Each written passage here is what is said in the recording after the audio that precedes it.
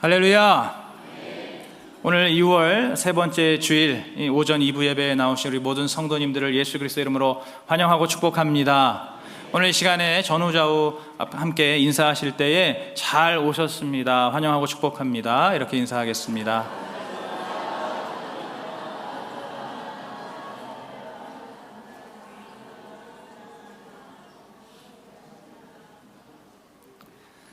오늘 말씀을 전하기 전에 한 가지 좀 양해의 말씀을 먼저 드릴 것은 오늘 이 본문 말씀은 굉장히 짧고 간단했죠. 한 절로 딱 돼 있는 본문이었는데 다만 오늘 이제 설교 중간중간에 우리가 함께 찾아보고 함께 읽을 말씀들이 조금 많이 있습니다. 평소에 비해서는 좀 많이 있는데 그래서 그 점을 좀 감안해 주시고 우리 화면을 통해서 말씀 구절이 나올 때에 함께 잘 읽으시면서 그렇게 말씀을 들으시면 감사하겠습니다. 여러분, 유다 지파가 어떤 지파입니까? 계속해서 말씀을 드리지만 바로 영적 장자의 지파입니다. 하나님을 온전히 따랐던 믿음의 용장 갈렙이 속해 있는 그 영적 장자의 지파.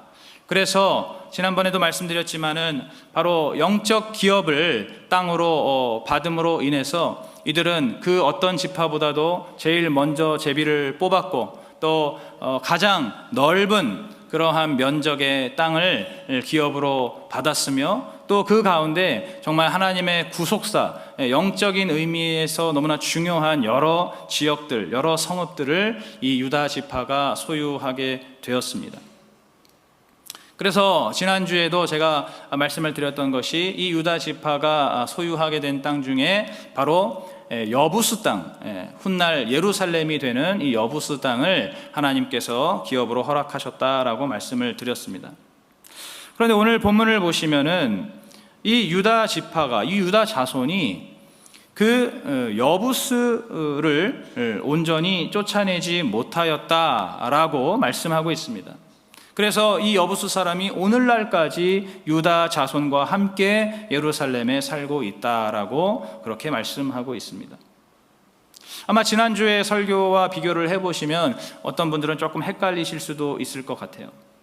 그러나 오늘 이제 말씀을 들으시면 이 상황이 어떻게 된 것인지 아마 잘 이해가 되고 또 정리가 되실 것입니다.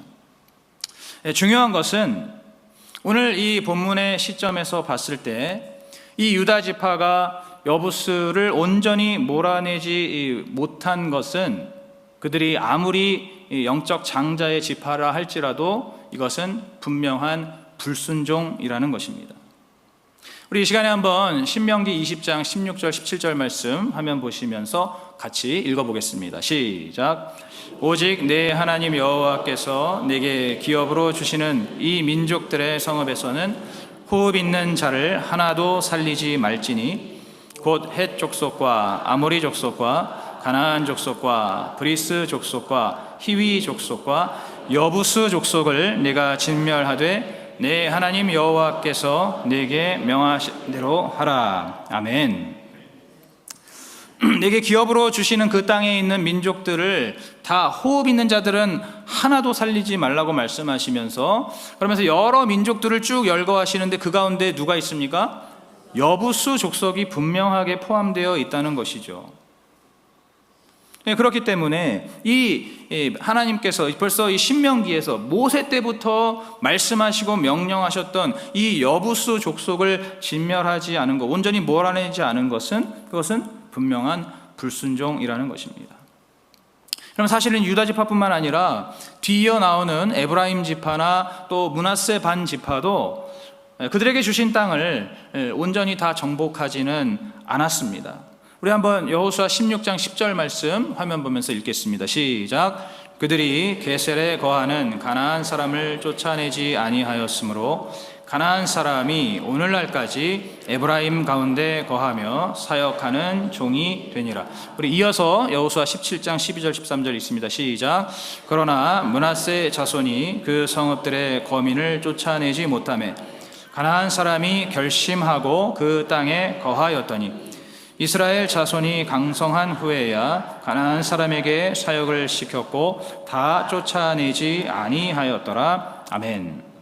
지금 16장에 보면은 이 에브라임 지파의 사람들이 그들이 받은 게셀 땅에 있는 그 가나안 사람들을 쫓아내지 않았다라고 말씀하고 있고, 또 방금 17장에서도 보시면 므낫세 자손들이 그들이 받은 그 성읍에 있는 그 가나안 거민들을 온전히 다 쫓아내지는 않았다라고 말씀하고 있습니다. 그러니까 한마디로 말씀드려서 지금 이 이스라엘의 여러 지파들, 각 지파들이 이제 여호수아 이후에 각각 자신들에게 맡겨주신 그 가나안 남은 족속들을 진멸하는 그 일을 온전히 순종하지 않았다라는 것입니다. 그럼 솔직히 말해서 오늘 우리가 예수 믿고 구원받은 하나님의 자녀로 살고 있지만 우리의 삶 가운데 얼마나 많은 불순종이 있습니까? 정말로 우리가 불순종할 때 정말 밥 먹듯이, 아예 정말 숨 쉬듯이 불순종하는 그러한 삶이 오늘 우리의 솔직한 현실이라고 할 수가 있습니다. 그래서 오늘 이 시간에 이제 이 유다 지파를 비롯한 여러 지파들의 이 불순종의 사건들을 우리가 살펴볼 때에 오늘 우리의 신앙생활에 이것을 좋은 반면교사로 삼을 수 있기를 간절히 소원합니다. 또 오늘 이 말씀을 들으면서 이제 이것을 우리가 거울로 삼아 반면교사로 삼아서 하나님께서 기뻐하시는 그러한 온전한 순종의 길로 나아가는 그러한 저와 여러분 되시기를 간절히 소망합니다. 오늘 이 시간에 우리 첫 번째 메시지를 같이 화면을 보면서 함께 읽겠습니다. 시작. 순종은 이벤트가 아닙니다. 순종은 이벤트가 아니라는 겁니다. 여러분, 무슨 말입니까? 여러분, 이벤트라는 것의 특징이 무엇입니까? 우리말로 하면 이건 사건이라는 뜻인데, 이 이벤트의 특징은 일반적으로 딱 한 번 일어나는 일입니다. 그래서 보통 1년에 한 번 혹은 평생에 한 번, 그죠? 우리가 이제 남녀가 서로 사랑해서 결혼을 하기 위해서 하는 것이 무엇입니까? 프로포즈잖아요. 그죠? 이 프로포즈가 이벤트이지 않습니까? 결혼을 하기 위해서 일생에 딱 한 번 하는 것이 이 프로포즈라는 이벤트죠. 또 결혼을 하고 나서 그 결혼 기념일을 또 매년 이렇게 챙기는 그러한 이벤트, 그죠? 1년에 한 번씩 하는 이벤트. 여러분, 그런데 이 순종은 이러한 이벤트가 아니라는 겁니다. 여러분, 어떤 분들은 하나님을 믿으면서 순종할 때 이벤트적으로 순종하는 분들이 있거든요. 그 마음도 그렇고 또는 실질적으로 어떤 그 빈도수라든가 순종하는 빈도수라든가 이런 것들을 보면 되게 이벤트적으로 순종하시는 그런 분들이 있어요. 여러분, 그런데 하나님께서 진정으로 원하시는, 하나님께서 요구하시는 순종은 그런 순종이 아니라 영구적이고 지속적인, 연속적인 순종을 우리 하나님께서 원하십니다. 다시 말해서 그 순종이 아예 그냥 삶이 되는 그러한 순종, 그 삶 속에서 순종이 늘 이루어지는 그러한 순종을 우리 하나님께서 원하신다라는 말씀입니다. 여러분, 원래 오늘 보시는 이 여부스, 그리고 또 우리가 아까 읽었던 이 게셀이라는 그곳은, 그 족속은 이미 여호수아가 한 번씩 다 진멸한 적이 있었습니다. 기억하실지 모르겠지만 여호수아 10장에 보시면 그 여호수아 10장에서 이제 가나안의 남부 연합군들과 여호수아의 군대가 전쟁을 치르지 않습니까? 그런데 그 가나안 남부 그 동맹의 주도자였던 예루살렘 왕 아도니세덱이 나옵니다. 그 남부 동맹의 주도자였죠, 리더였죠. 그런데 바로 이 아도니세덱이 바로 여부스 족속이었습니다. 예루살렘을 다스리는 여부스 족속이었다는 거예요. 또 그 전쟁 중에 어떤 일이 있었냐면 게셀 왕이 그 전쟁을 도우러 옵니다. 이 가나안 족속들을 도우러 이렇게 같이 참전을 하는데 결국에는 이 여호수아의 군대에 의해서 그 왕과 그 군대가 완전히 전멸을 당하게 되었던 것이죠. 그래서 여호수아 10장에 보시면 이렇게 예루살렘 왕 아도니세덱, 그 여부스 족속, 그리고 또 게셀 왕과 그의 군대 다 나오고 있고, 그들이 여호수아의 군대에 의해서 완전히 정복이 되었습니다. 그렇기 때문에 이제 땅을 분배할 때에 각 지파들이 이 여부스 땅도 받고 또 게셀 땅도 분배를 받을 수가 있었던 것입니다. 그럼 이것은 분명한 믿음의 순종입니다. 그런데 이렇게 한 번의 극적이고 압도적인 이러한 승리의 이 사건이, 이것이 순종의 전부는 아니라는 거예요. 이것이 순종의 끝이 아니라는 겁니다. 이것은 무엇입니까? 이것은 바로 그 여부스와 게셀의 머리를 밟은 것입니다. 머리를 밟았지만, 그러나 아직 그들이 거하던 그 땅이 남아있고, 또 그 땅에는 아직도 남아있는 여부스 족속들, 또 게셀 족속들이 있는 것입니다. 그렇기 때문에 이제 계속해서 그 땅을 온전히 정복하고 또 그들을 진멸하여서 이 이스라엘 백성들의 일상 속에서, 그들의 삶 속에서 하나님 주신 그 땅을 거룩하게 지켜나가는 그러한 지속적인 순종이 요구가 되는 것입니다.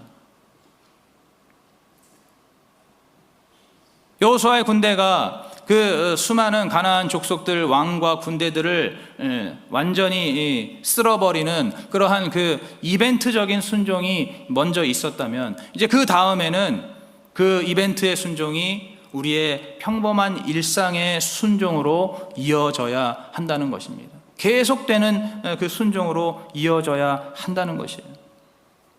어떤 분들은 이런 부분들을 좀 헷갈리시고 잘 모르시더라고요. 예를 들어서 우리가 하고 있는 큐티도 마찬가지입니다. 그럼 어떤 분들은 이 큐티를 어떤 이벤트로 생각하시는 분이 있어요. 또는 어떤 교회의 성장을 위한 어떤 프로그램, 이런 것으로 이렇게 오해를 하시는 분이 있는데 그런 것이 아닙니다. 여러분, 이 큐티는 정말로 예수 믿는 하나님의 자녀들의 삶에 있어서는 사실은 가장 기본적으로 선행되어야 되는 가장 기초 과정이라고 할 수가 있습니다. 가장 기본적인 사양이라고 할 수 있고, 우리의 삶에 마땅히 있어야 되는 그러한 루틴이라고 할 수가 있습니다. 이것은 프로그램이나 이벤트가 아니라는 거예요. 그래서 큐티를 계속해서 권면하고 또 강조하는 것입니다. 날마다 이 큐티를 통해 말씀을 묵상하면서 그렇게 매일매일의 삶을 바로 우리 주님과 친밀하게 교제하고 소통하고 또 동행하는 그러한 삶을 나의 평생의 삶에 살아가는 것, 바로 이것이 큐티하는 순종이라고 할 수가 있습니다. 여러분, 오늘 우리가 드리는 예배도 마찬가지입니다. 또는 우리가 하나님께 하는 기도나 또 여러 헌신도 마찬가지입니다. 여러분, 1년 중에 보시면 이 예배도 특별한 절기 예배가 있습니다. 그죠? 부활절이라든지 추수감사절이라든지 혹은 성탄절이라든지 그런 어떤 특별한 절기가 있습니다. 또 기도도 마찬가지로 우리가 어떤 기한을 정해놓고 하는 어떤 특별 기도회가 있습니다. 또 헌신도 어떻습니까? 1년에 한 번씩 드리는 헌신 예배가 있죠. 그런 것들이 다 따로 있습니다. 그러나 그러한 예배나 기도나 헌신은 그런 특별할 때만 하는 것이 아니라는 거죠. 또는 내 기분에 따라서 하기도 하고 말기도 하는 그러한 순종이 아니라는 겁니다. 우리가 하나님께 올려드리는 예배나 기도나 모든 헌신들도 마찬가지로 내 삶의 전생애 동안에 평생의 삶 속에서 우리 하나님께 꾸준하게 드려져야 하는 그러한 순종입니다. 여러분, 이러한 이 순종을 잘 구분하시고 분별하셔야 돼요.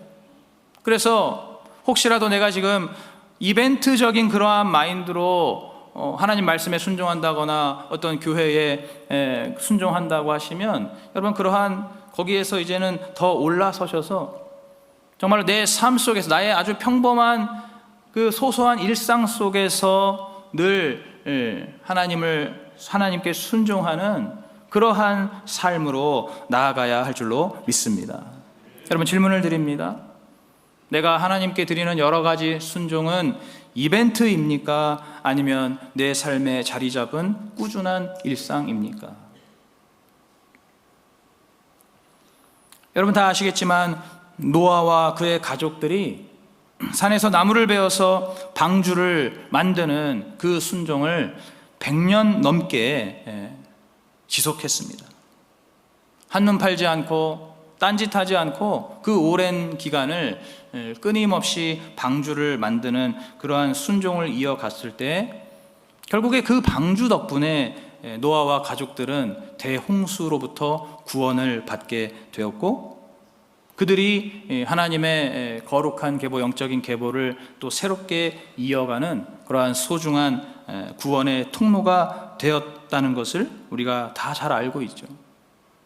오늘 이 시간에 바로 이러한 순종이 우리의 삶에서 온전히 이루어지는 그러한 저와 여러분 되시기를 주님의 이름으로 축복합니다. 이제 두 번째 메시지입니다. 우리 같이 읽겠습니다. 시작. 핑계 없는 불순종은 없습니다. 여러분, 핑계 없는 무덤은 없다라는 속담을 다 아실 텐데, 마찬가지로 핑계 없는 불순종도 없다는 거예요. 오늘 이 유다 지파와 또 다른 지파들은 아까 앞에서 말씀드린 그 삶으로 이어지는 온전한 순종을 이어가지를 못하고 이렇게 각각의 땅을 조금씩 남겨놓는 이러한 불순종을 저지르고 말았습니다.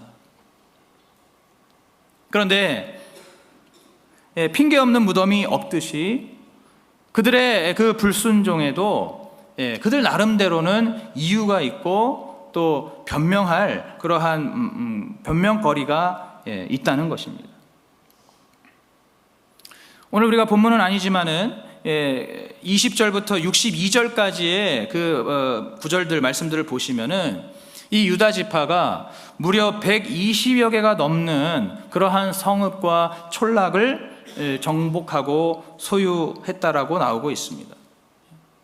120여 개가 넘는 어마어마한 숫자와 어마어마한 규모의 그러한 성과 마을을 이 유다 지파가 정복한 거예요. 그 중에서 유일하게 딱 하나 정복하지 못하고 쫓아내지 못한 그 작은 오게티가 바로 이 여부스였던 것입니다. 여러분, 그러니까 우리가 객관적으로 생각해 본다면, 우리가 계산기를 두드려 본다면, 여러분, 이 유다 지파가 잘한 겁니까? 못한 겁니까? 잘했다고 할 수가 있죠. 퍼센테이지로만 따지더라도 여러분 120여 개의 전체 성읍 중에서 하나 빼놓고 다 차지하고 정복했으니까 99% 이상의 놀라운 그러한 순종의 어떤 비율 아닙니까? 그죠? 우리가 그 정도라면 정말 잘했다라고 사실은 인정할 수 있는 것이죠. 여러분, 다른 지파들도 크게 다르지 않았습니다. 하나님 주신 많은 땅들을 그들이 성실하게 이렇게 정복하는 가운데 한두 군데 정도만 남겨둔 거예요. 그러니까 이러한 것들을 우리가 그대로 있는 사실 그대로 본다면, 객관적으로 본다면 이 정도면 굉장히 잘했다라고 볼 수가 있는 겁니다. 순종을 참 잘했다라고 생각할 수 있는 것이죠. 여러분, 회사 다니시는 직장인분들 그 어떤 실적을 낼 때 여러분 이 정도 결과를 낸다고 한다면 굉장히 잘한 것 아니겠습니까? 여러분, 또 학교에서도 공부하는 학생들이 시험을 봤을 때 이 정도 점수 나온다면 너무너무 잘한 거잖아요. 그죠? 99점 이상의 점수가 나온 거 아닙니까? 그러니까 이 하나님의 말씀에 있어서도 이 정도 순종했으면 잘한 것 아닙니까? 이 정도면 괜찮은 것 아닙니까? 라고 우리가 얼마든지 생각할 수가 있는 겁니다. 하나님 앞에 얼마든지 우리가 이렇게 한번 얘기해 볼 수가 있는 것이죠. 더구나 또 에브라임 지파나 므낫세 지파, 우리가 아까 전에 읽었던 그 여호수아 16장 17장에 나오는 그 말씀들을 다시 기억해 본다면 이들은 그 땅에 남겨놓은 족속들을 그들을 쫓아내지 않은 대신에 그들을 종으로 부렸다라고 말씀하고 있습니다. 종으로 부렸다는 거예요. 여러분, 굉장히 합리적인 것이죠. 그죠? 굉장히 실리적입니다. 실용적입니다. 게다가 이것은 굉장히 인도적인 차원의 결정입니다. 여러분, 원래는 그들을 다 죽여야 되는 것이죠. 남녀노소 갓난 아기까지도 가리지 말고 확실하게 진멸하라는 것이 하나님의 말씀이었거든요. 그런데 그들을 죽이지 않고 살려뒀다는 겁니다. 얼마나 인도적이에요. 얼마나 윤리적입니까? 그러면서 그들을 살려두고 그들을 종으로 삼아서 그 이스라엘 사람들의 삶을 돕게 했으니까 서로에게 어떻게 보면 참 피차간에 너무나 합리적이고 또 유익한 그러한 결정이라고 할 수가 있습니다. 아마 이들은 그러한 그 이유를 내세우면서 그 땅을 남겨두고 그 족속들을 계속 살려뒀을 것입니다. 그럼 이런 식으로 오늘 우리도 마찬가지죠. 우리의 삶 가운데 하나님 앞에 저지르는 모든 불순종, 그 모든 불순종에는 다 그럴듯한 핑계와 변명이 있다는 겁니다. 말도 안 되게 불순종하는 사람은 없어요. 모든 불순종에는 그 나름의 사정이 있고 그 나름에는 정말 핑계가 있고 변명이 있고 이유가 있는 것입니다. 우리가 여기에서 속으면 안 되는 것이죠. 여기에서 헷갈리면 안 되는 것이죠. 여호수아 7장에 나오는 아간을 여러분 기억하실 겁니다.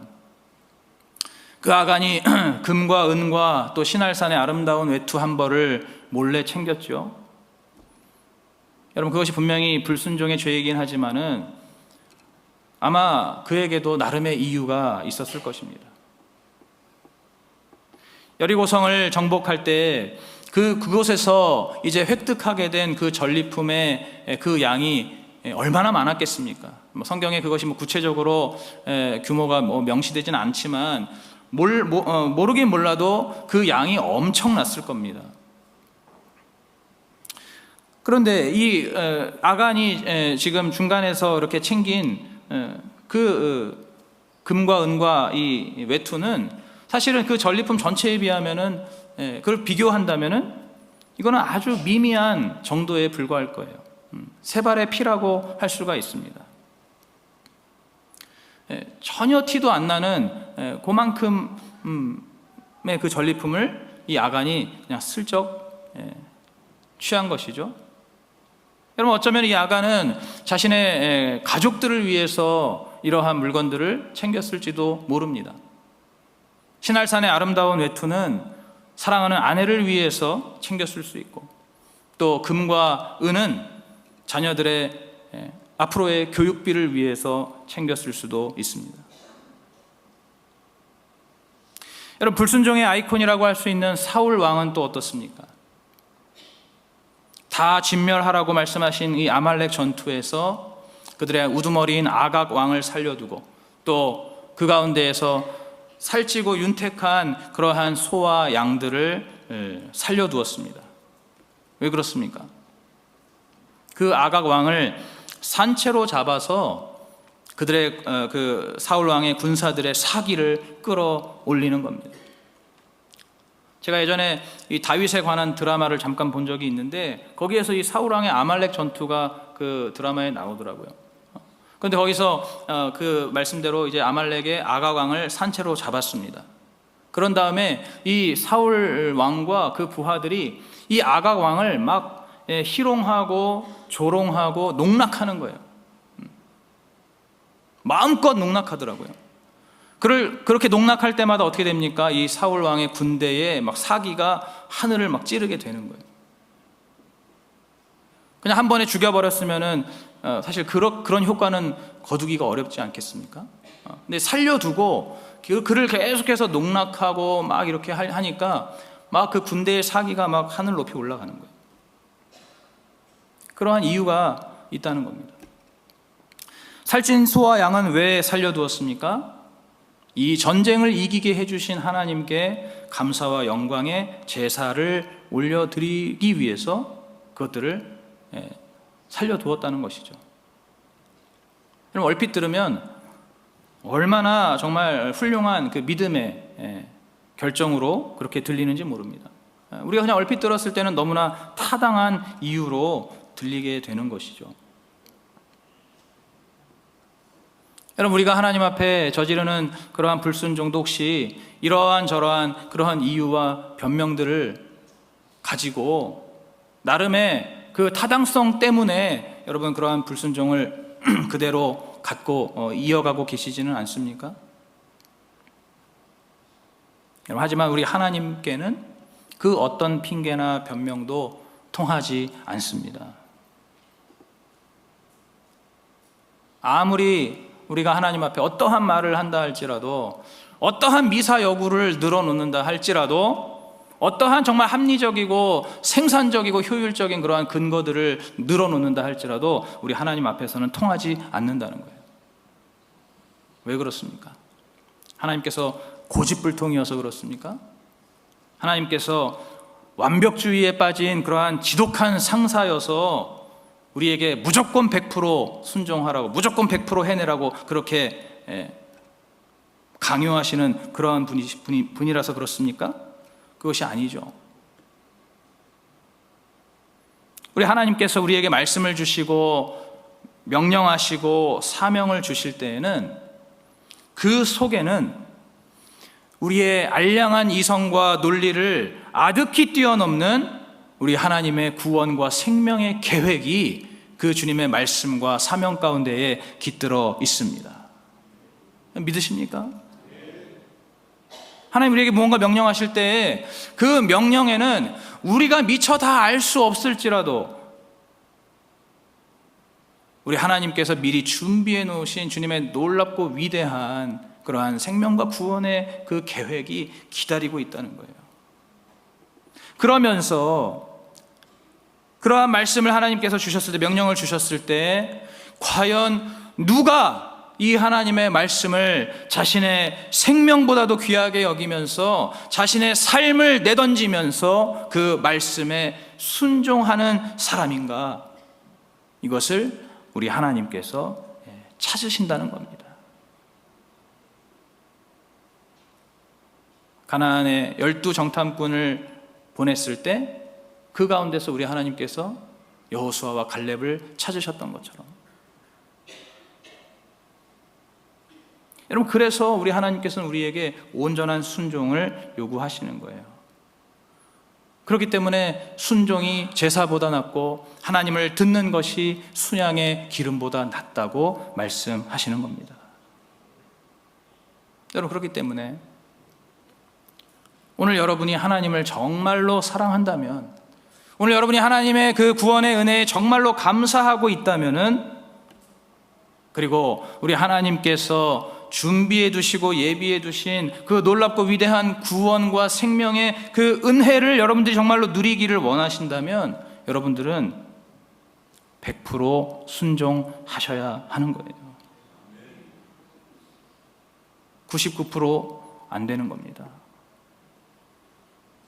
여러분, 어떠한 일이 있어도, 여러분의 삶에 어떠한 힘들고 바쁜 일이 있다 할지라도, 또 때로는 여러분의 그 관점과 기준에서 봤을 때 이것은 너무 비합리적이고 이건 너무 비생산적이고 심지어 이것은 너무 비윤리적이라고 생각된다 할지라도 하나님께서 하신 그 어떠한 말씀이든지 그 어떠한 명령과 사명이든지 우리 하나님께서 요구하신 그대로 100% 순종해야 할 줄로 믿습니다.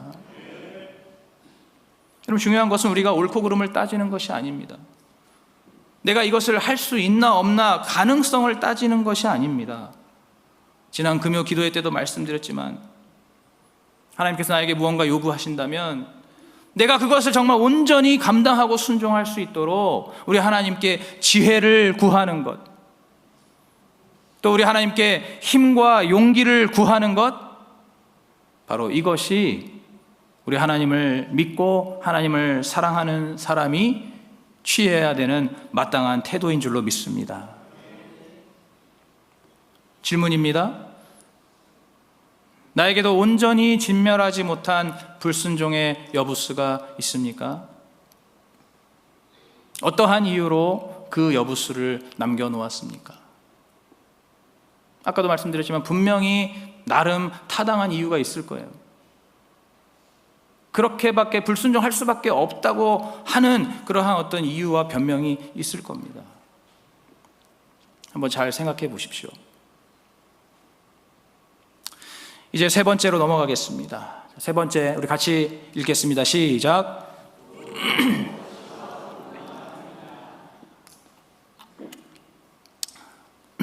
여러분, 두고두고 가시와 올무가 된다는 겁니다. 무엇이요? 바로 불순종이 그렇다는 겁니다. 우리 이 시간에 한번 민수기 33장 55절, 56절 우리 화면을 보면서 같이 읽겠습니다. 시작. 너희가 그 땅 거민을 너희 앞에서 몰아내지 아니하면 너희의 남겨둔 자가 너희의 눈에 가시와 너희의 옆구리에 찌르는 것이 되어 너희 거하는 땅에서 너희를 괴롭게 할 것이요 나는 그들에게 행하기로 생각한 것을 너희에게 행하리라. 아멘. 너희가 몰아내지 않고 남겨둔 그 거민들이 너희의 눈과 옆구리에 찌르는 가시가 될 거라고 말씀하십니다. 너희가 불순종한 그 여부스 또는 그 게셀 또는 그 밖에 여러 지역들, 여러 거민들, 그들이 너희의 눈과 옆구리를 찌르는 가시가 될 거라고 말씀하시는 거예요.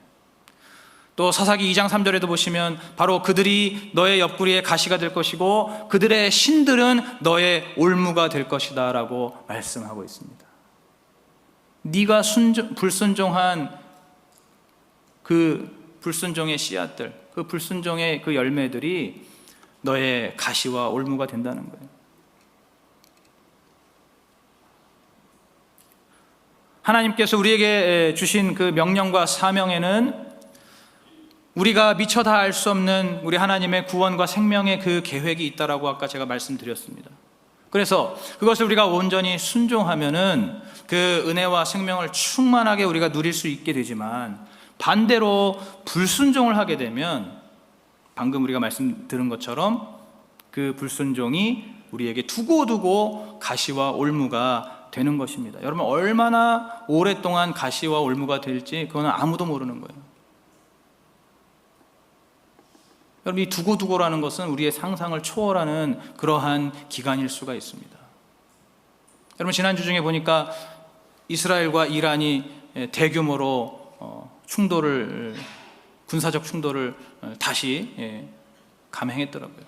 수많은 사람들이 지금 그 사이에서 목숨을 잃고 있습니다. 여러분, 이 이스라엘과 이란의 이 전쟁의 원인이 여러분 무엇인지 아십니까? 이것이 무엇의 결과인지 아십니까? 놀랍게도 창세기에 나오는 이 사라의 작은 불순종이 그것이 가시와 올무가 되어서 오늘날까지 이어지고 있는 겁니다. 오늘날까지 눈과 옆구리를 찌르고 있는 거예요. 여러분, 사라가 어떤 불순종을 했습니까? 하나님께서 아브라함에게 약속한 아들을 주시겠다라고 말씀하셨죠. 그러면 이 아브라함과 사라는 그 약속을 붙들고 끝까지 기다려야 되는데 여러분, 중간에 어떻게 했습니까? 이 사라가 기다리지 못했죠. 포기했죠. 그래서 자신의 여종인 하갈을 아브라함에게 들여보냅니다. 그래서 그 하갈을 통해서 아브라함이 장남을 얻게 되죠. 그가 바로 이스마엘입니다. 그런데 이 이스마엘은 하나님의 약속의 아들이 아니었습니다. 이 이스마엘은 반대로 불순종의 열매였습니다. 여러분, 이 이스마엘이 바로 오늘날 저 중동에 이슬람교를 믿고 있는 모든 무슬림들의 조상이 되지 않았습니까? 그 아브라함의 장남 이스마엘에서부터 그 혈통과 그 계보에서 이제 오늘날의 수많은 무슬림들이 태어나게 된 것입니다. 오늘날까지 이어지게 된 거예요. 이스라엘과 이란의 이 격돌과 이 갈등과 전쟁은 바로 아브라함의 두 아들 이스마엘과 이삭의 지금까지도 이어지는 그러한 대립이라고 할 수가 있고, 그것은 바로 그 사라의 어찌 보면 참 작은 불순종, 그 불순종의 결과라고 할 수가 있는 것입니다. 이 가시와 올무는 우리의 생각과 상상을 초월하는 그러한 고통을 우리에게 안겨주는 것이죠. 오늘 이스라엘의 각 지파들이 남겨놓은 이 가나안 거민들도 그들의 옆구리를 찌르는 가시가 되었습니다. 특별히 이 여부스 땅, 여부스 족속들이 살고 있는 훗날 예루살렘이 되는 그 땅, 그것도 바로 이 이스라엘의 눈과 옆구리를 찌르는 가시가 되었습니다. 여러분, 이 유다 지파가 이제 여부스 족속을 완전히 몰아내고 예루살렘을 차지하게 된 것은 수많은 세월이 지나고 다윗 왕 시대에 이르러서 그것이 이루어졌습니다. 지난번에 갈렙이 정복한 이 헤브론 산지, 헤브론에서 다윗이 그것을 수도로 삼고 나라를 다스렸다고 말씀드렸는데, 그 헤브론 성에서는 7년 6개월 동안 그 이스라엘의 남부 일부 지역, 유다 지역을 다윗이 다스렸습니다. 그러고 나서 이제 이 다윗이 여부스로 쳐들어가서 그곳에 있는 모든 여부스 족속들을 몰아내고 이제 거기에 예루살렘을 세워서 그곳에서 33년 동안 이스라엘 왕국을 다스렸습니다. 그러니까 이 다윗이 유다 지파이기 때문에 결국에는 하나님의 약속대로 이 예루살렘이 유다 지파의 땅이 되기는 되었습니다. 결과적으로는 그렇게 된 거예요. 하나님께서 유다 지파에게 분배해 주신 이 예루살렘 땅이 유다 지파의 온전한 소유가 된 것입니다. 그렇지만 그 전까지, 다윗이 그렇게 하기 전까지 약 500여 년의 세월 동안에, 그 긴 세월 동안에 이 예루살렘은 여부스 족속의 땅이었다는 거예요. 그래서 그 땅을 그냥 여부스 땅이라고 불렀던 것입니다. 여러분, 그 사이에 이 예루살렘을 비롯해서 여러 지역에 남아있던 이 가나안 거민들, 이스라엘이 종으로 삼았던 그 많은 가나안 거민들이 그들의 그 우상 숭배와 그들의 그 폭력과 음란의 그 문화가 오히려 이 이스라엘 백성들을 집어삼켰습니다. 전쟁으로 집어삼킨 것이 아니라, 무력으로 집어삼킨 것이 아니라 그들의 그 우상 숭배의 문화와 그들의 그 음란의 문화, 그 문화가 오히려 이스라엘 백성들을 집어삼킨 거예요. 완전히 물들게 된 겁니다. 여러분, 그 결과가 바로 우리가 잘 알고 있는 이 사사기 말씀에 모든 백성들이 각기 제 소견에 오른 대로 행하였다고 하는 그 가장 비참한 비극으로 이어지게 되었던 것입니다. 특히나 오늘 유다 지파가 남겨놓은 이 여부스 땅도 너무나 심각하고 너무나 참담한 그러한 상태가 되었습니다. 우리 한번 말씀 같이 한번 읽어볼 텐데, 사사기 19장 11절 12절 말씀입니다. 같이 읽겠습니다. 시작. 그들이 여부스에 가까웠을 때에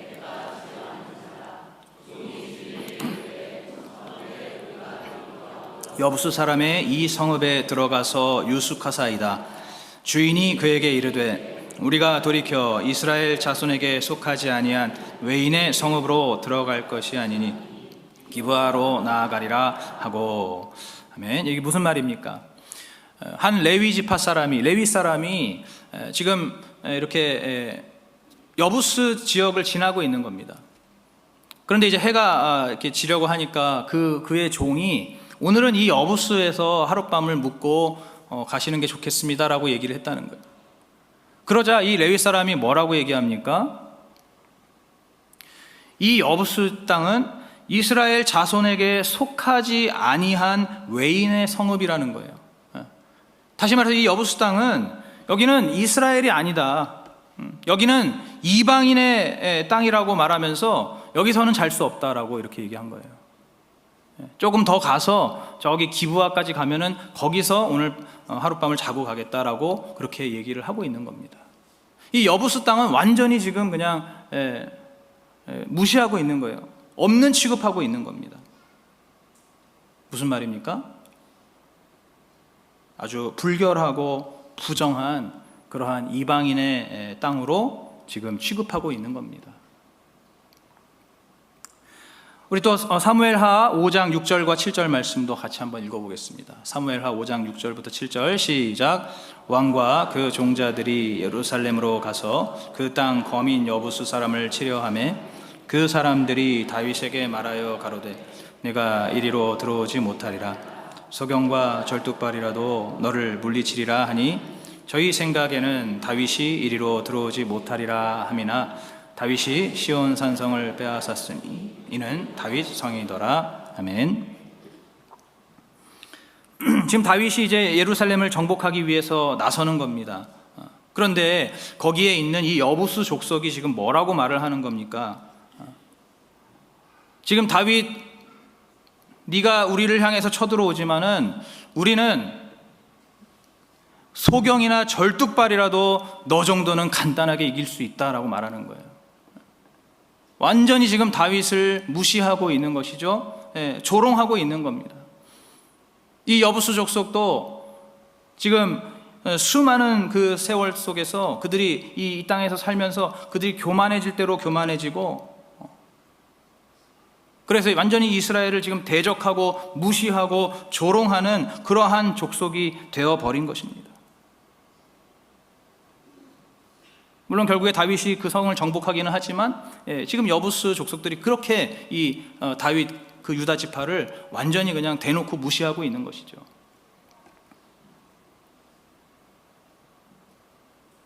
여러분, 이 여부스 땅이 계속 말씀드리지만 예루살렘 땅이라니까요.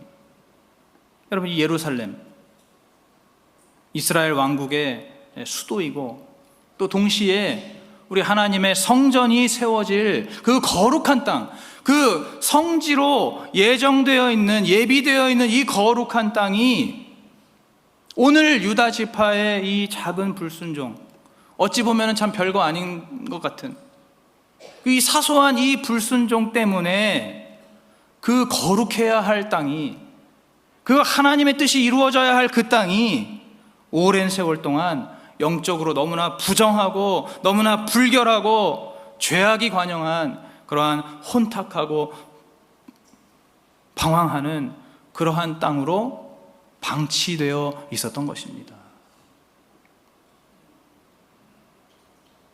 여러분, 혹시 오늘 우리의 삶 가운데에도 이렇게 방치되고 있는 것이 혹시 없을까요? 우리의 작은 불순종, 아무것도 아닌 것 같은 그러한 그 불순종의 그 결과로 어쩌면은 내가 정말 하나님과 온전히 더 가까워질 수 있는 그 기회를 여러분 지금 누리지 못하고 계실지도 모릅니다. 어쩌면 여러분의 삶에 있는 그 작은 불순종, 그것 때문에 나를 통해서 살아나고 구원받아야 할 어떠한 영혼이 온전히 구원받는 그 일이 늦어지고 있을지도 모른다는 겁니다.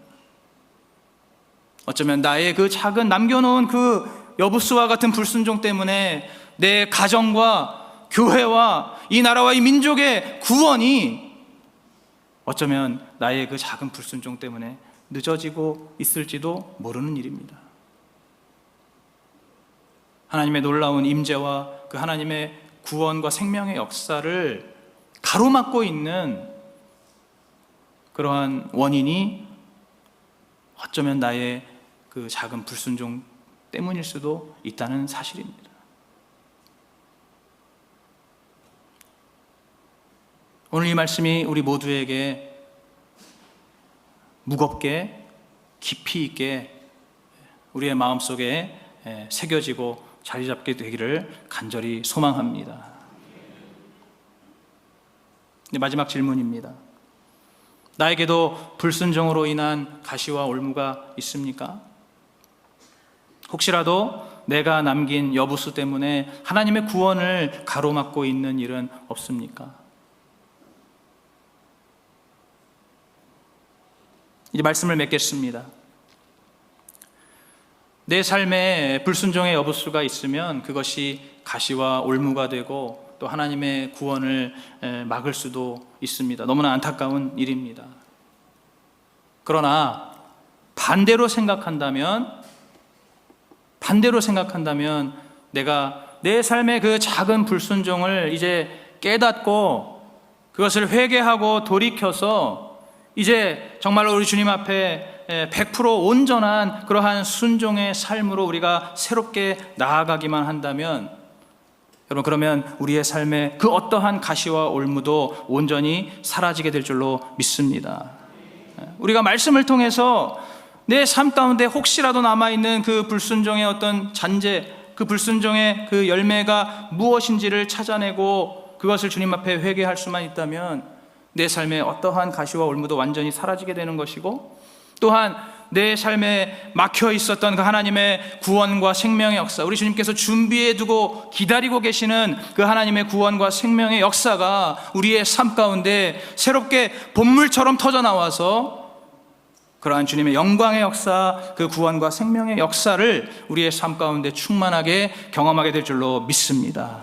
여러분, 내가 남겨놓은 여부수를 찾으시고 우리 하나님께 온전히 순종의 열매로 내어 드리시기를 간절히 축복합니다. 오늘 이 진리의 말씀이 우리의 지혜가 되고 우리의 경계가 되고 우리의 소망이 되어서 이제는 우리의 삶 속에 어떠한 여부수가 없이, 어떠한 불순종이 없이 온전한 순종의 그러한 은혜와 축복을 누리시는 저와 여러분 되시기를 주님의 이름으로 축복합니다.